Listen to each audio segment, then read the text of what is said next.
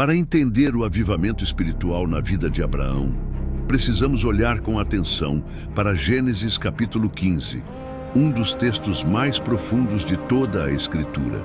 Depois de tantas experiências com Deus, Abraão chega a um momento de crise interior. O Senhor lhe aparece e declara: "Não temas, Abraão, eu sou o teu escudo e o teu galardão." Mas pela primeira vez, vemos Abraão abrir o coração e questionar: "Senhor Deus, que me darás se continuo sem filhos? E o herdeiro da minha casa é Eliezer de Damasco." Esse questionamento revela algo importante. O pai da fé estava cansado de promessas sem cumprimento visível. A espera prolongada havia tocado sua fé. Ele cria, mas precisava de um avivamento, de um renovo espiritual. Então Deus faz algo poderoso. Tira Abraão para fora da tenda. O lugar da tenda representa limites humanos, cálculos naturais e visão curta.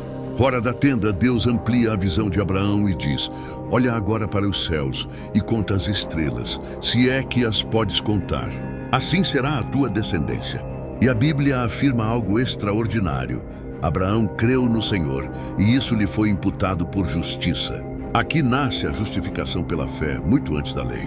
Esse é o verdadeiro avivamento, quando o homem volta a crer, não pelo que vê, mas pelo que Deus diz. Em seguida, o Senhor relembra: "Eu sou o Senhor que te tirei de Ur dos Caldeus, para te dar esta terra por herança." Abraão então pergunta: "Como saberei que hei de possuí-la?" Não é incredulidade, é desejo de confirmação. Deus então manda trazer animais. Abraão os parte ao meio, um ritual conhecido da época.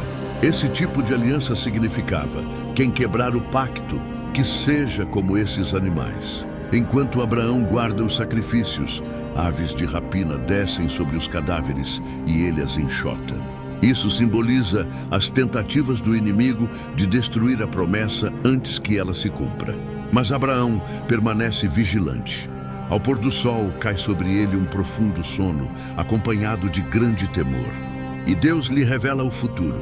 Sua descendência peregrinaria em terra estranha por 400 anos, seria afligida, mas depois seria liberta com grande juízo sobre aquela nação. Ao mesmo tempo, Deus conforta Abraão: "Tu irás a teus pais em paz, e em boa velhice serás sepultado."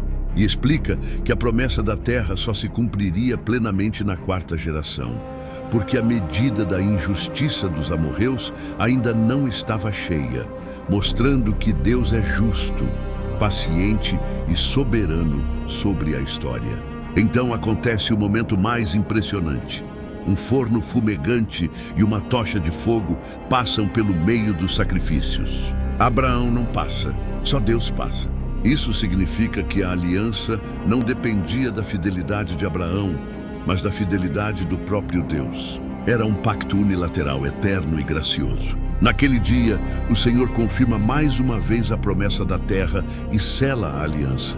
Esse capítulo nos ensina que até os homens, mais usados por Deus, precisam, em certos momentos, sair da tenda, ter a visão restaurada e viver um novo avivamento espiritual. Depois de Gênesis 15, vemos Abraão com a fé renovada, avivada pela promessa e pela aliança que Deus havia feito com ele. No entanto, Sarai, sua esposa, ainda não havia passado por esse mesmo avivamento de fé. O tempo continuava passando e o ventre permanecia estéril.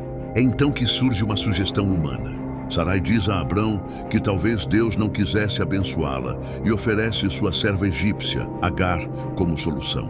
Essa fala revela uma tentativa de justificar a incredulidade e de ajudar Deus a cumprir a promessa.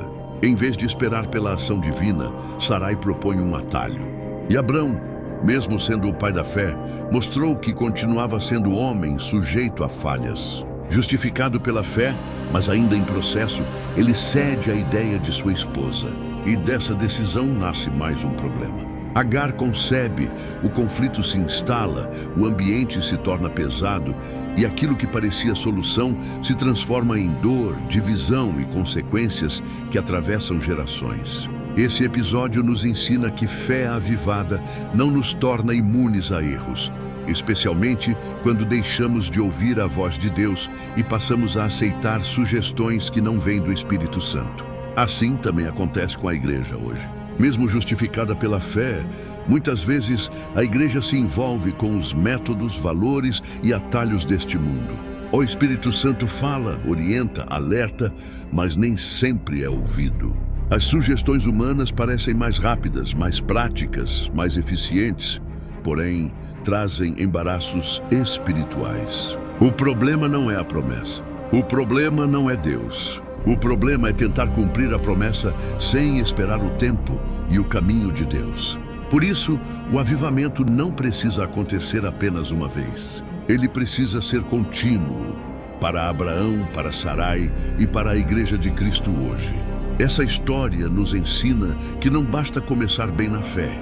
É preciso permanecer sensível à voz de Deus. Abraão foi justificado pela fé, teve a promessa renovada e viveu um avivamento espiritual, mas em um momento de fraqueza ouviu uma sugestão que não vinha de Deus. O resultado foi dor, conflito e consequências que atravessaram gerações. Quantas vezes isso também acontece conosco?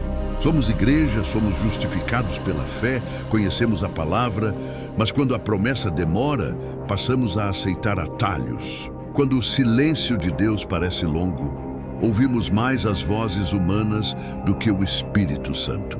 E aquilo que parece solução acaba se tornando embaraço espiritual. Deus não precisa da nossa ajuda para cumprir o que Ele prometeu. Ele só precisa da nossa obediência, da nossa espera e da nossa fé. Se o Espírito Santo tem falado com você, não endureça o coração. Não troque promessa por pressa. Não troque fé por estratégia humana. O verdadeiro avivamento nos leva a confiar, mesmo quando não entendemos, a esperar, mesmo quando dói, e a obedecer, mesmo quando o caminho parece impossível. Que Deus nos livre dos atalhos de Agar e nos conduza ao tempo de Isaque, o fruto da promessa, da fé e da obediência. E assim como Abraão, a igreja hoje também precisa voltar a crer nas promessas, não com soluções humanas, mas com fé viva no Deus da aliança.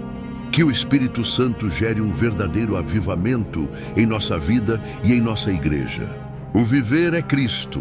Pastor Carlos Henrique.